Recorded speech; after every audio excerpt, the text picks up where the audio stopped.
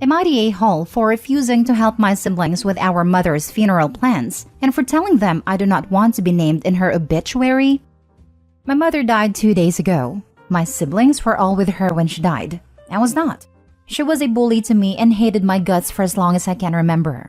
Not sure if it was the fact that I was the kid who looked so much like Dad, the fact she was young when she got pregnant with me and resented me for it, or whether I was just unlucky. But she gave me a horrific childhood. And my dad died when we were all young, so I was left to watch her dote on my siblings and treat me like trash. I got to hear all the time that I ruined her life, that she wished she had aborted me, that she dreamed of me dying and getting the relief knowing she'd never have to see me again. I ended up staying with friends from the age of 15, and I hadn't seen her since my 20th birthday, when she showed up with my siblings and told me she wanted to puke just looking at me. I never told her I was gay. Never introduced her to my partner or my children. When my siblings called to tell me she was dying, I was so happy. Knowing she's gone, knowing that the woman who hated me for reasons out of my control, who made sure I know how much she never wanted me, filled me with such a feeling of relief. But of course, my siblings are heartbroken. They wanted me to be involved. I told them no way, no how. I said she was a great mother to them and that was fine, but she was evil to me. She was evil and made my childhood hell, and I was not a grieving child, and was not spending a single second giving her a nice send-off, or spending a single cent on it either. They got mad, told me it should be split between all of us. They had already planned her obituary, and told me how bad I would look if I don't help plan or don't show up. So, I told them to get my name off the obituary because the woman they described was not my mother. We argued. They told me I was behaving just as badly as her by taking it out on them, when they did nothing wrong. I told them I just wanted them to leave me out of it. I told them to pretend we're half-siblings, and I have a different mother out there if it helps. They told me I could at least do it for them, and to think about how hard this has been for them. The fighting just keeps on going, and it actually delayed the funeral planning since they spent more time trying to convince me than doing any planning. They keep asking for my opinion, etc., trying to draw me in, then get mad and tell me I am treating them badly. Am I the a-hole? Not the a-hole. Your siblings can't force you to be involved. Your experience of her as your mother is clearly very different to theirs. Stand firm. And tell them again that you are not interested. You will not be going and you will not be contributing financially. Tell them you are not going to be discussing the subject again. Or you could agree to be in the obituary, so long as the whole thing begins with the line, "Ding dong, the witch is dead." That should make them back off. Not the a-hole. I suspect that they really want to split the cost of the funeral and this is why they are pressuring you. Not the a-hole. That said, you may want to be slightly involved for the sake of your relationship with your siblings. As you suggested, you can think of them as half-siblings with a different mom. If your half-siblings just lost their mom, how would you react? Would you be consoling? Would you consider chipping in if they were short on money? Would you want to be around for those half-siblings even though they're grieving a stranger to you? If the answer is yes, then consider helping out. If the answer is no, then stay firm. I would, assuming the person wasn't evil to me, but I hate the idea of helping give her a nice send-off. That's where the issue is. I'd love to just leave her to rot and end up forgotten. Next story. Am I the a-hole for stealing my sister's baby? My 29 little sister, female 21, we'll call her Jane, has a 14-month-old baby girl we'll call Sarah, whom I have had custody of since late June of 2022. Jane was divorcing her husband, jobless and homeless. I offered to take temporary guardianship of Sarah so she would be safe and cared for while Jane got her life together. At first, she turned me down. However, after Sarah was dropped off to our mom's house in dirty clothes and an old diaper by a stranger, while she was supposed to be under the care of her father, Jane agreed to give her to me and my wife. Now, we made clear that it would be temporary, and that Jane would still have full access and could get Sarah back whenever she felt ready. However, during the last 6 months, Jane has completely disappeared from Sarah's life. She doesn't ask about her, she doesn't make any effort to visit her, she doesn't ask us to bring her to visit. She has gotten a job and an unsafe place to stay, yet hasn't offered to take any financial responsibility, not even in the form of buying her gifts. She doesn't call to talk to her or see her. I spoke to Jane recently about all this, and her defense is that it's too emotionally hurtful to see Sarah, because of how much it hurts and how much she misses her. Her other excuse is that she doesn't have a car or enough money to afford Ubers or diapers. I told her how absolutely ridiculous all that is. You don't need a car or money to call or text. We have always made clear we'd be willing to bring Sarah to her, and she spends a wasteful amount of money on food and vapes. Even after speaking to her about the things she should or could be doing, she still has made no changes. Because of this, my wife and I have decided to look into our legal options for adoption. Sarah has legally been abandoned, and we only need to keep her a little longer before the courts would allow termination of Jane and her husband's rights, as husband is even more missing in action than Jane is. Jane is livid about this, and is threatening all kinds of things, but has done nothing. Important information. After I offered originally, and before we actually got physical custody of Sarah, my wife and I attempted IVF and failed. We haven't told anyone about this, even family. However, I told Jane about this on day one, just so that there would be full honesty and so that none of this would seem sneaky if it were to come out later. Jane is bringing this up in a very hurtful way during all this, saying that I'm trying to steal her baby, since we can't have one of our own though we have one adopted son already. And this is very far from the truth. We are genuinely worried about the safety and well-being of Sarah if she were to go back to Jane, and the fact that Jane has essentially ghosted her baby. We feel we have every right to pursue permanent guardianship and adoption. So, am I the a-hole? Edit, as several people have asked, why don't I take in my sister too? I don't have space or money for an adult. Sarah has a bed in our room, and we spend about $700 a month on her. There is no way we could cover an adult too. And even if we could, she's not someone I would live with. She is a very unclean person, doesn't shower nor wash her clothes, and hangs out with junkies and other questionable people. She lost her last living situation because her roommate was arrested for possession of meth at home. My wife and I have a 7-year-old son, and now Sarah to protect. Not the a-hole. Saying you stole Sarah is just Jane's way of abandoning her child while absolving herself of the guilt. I imagine the emotions there are pretty complicated. Stop worrying about Jane or looking bad and take comfort in the fact that you are doing what is best for Sarah. Anyone who believes Jane over you isn't worth having on your team anyway. Good luck. Not the a-hole. I am an adopted kid. My mom was an addict and knew she wouldn't get her life together. Look, wait until she can legally sever ties and don't bring this up again. Keep track of every time you reach out asking for assistance or offer to take the little baby to Sarah to her mother, and she refuses or misses an appointment. In California, it's 15 months to sever ties. Do not leave her unsupervised. Once you hit your state's threshold, lawyer up and make your case. If legally you have already temporary custody, a good portion of the battle is won. It's better to maintain the status quo and peacefully win the war than preempt an uphill battle in the family court. Bide your time, make your case open and close, and then formally adopt your daughter. I wish you all the best.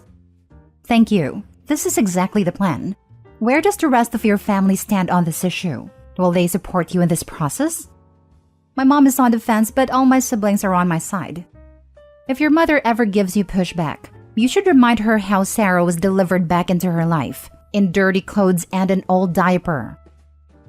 Next story. Am I the a-hole for not including my grandchildren's stepmother, step and half siblings in a family book? My youngest daughter died 9 years ago. She left behind a husband, Joe, and 3 children. My granddaughter is now 17 and my grandsons are now 16 and 15. Joe has since remarried to a lovely woman, Marie. Marie has a son and a daughter from a previous marriage, and she and Joe had a 5-year-old together. We get along fine with Marie and the other children, though I would not say we are very close, and we are definitely not like we were when my daughter was alive. That appears to now be a problem. You see, there is a book, a scrapbook type of book, where we add new members of the family to it, and the children born get little updates about them until they're grown. It was started by my grandmother, and continued by my mother and now me.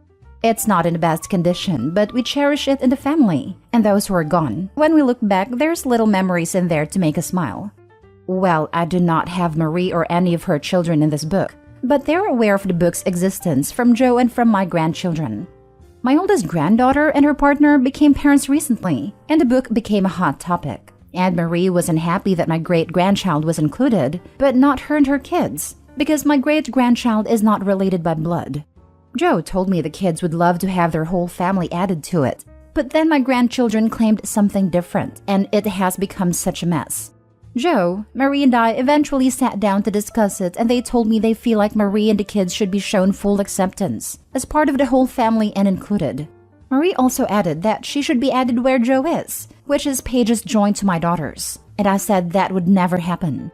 She told me and her kids are just part of my family, but I told her she is not. I made it very clear she will never be my daughter.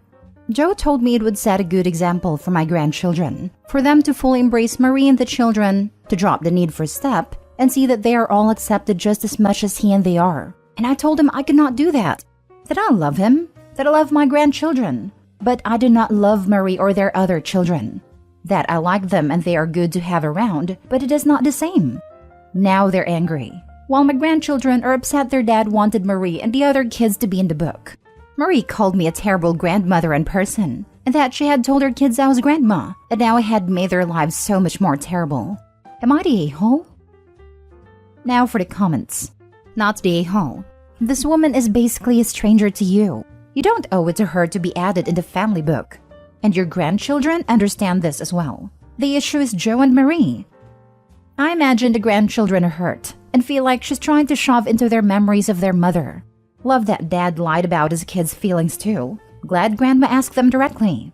I don't understand these people who marry a widow/widower and can't accept they're a widow/widower. Like, just marry someone who doesn't have that baggage if you don't want to deal with it.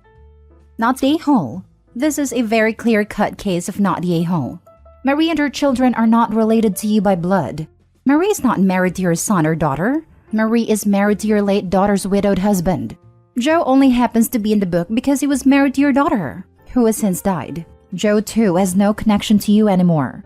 Since your daughter is no longer around to have a say, her children need to do that for her. And they have. They don't want Marie and her children in this book.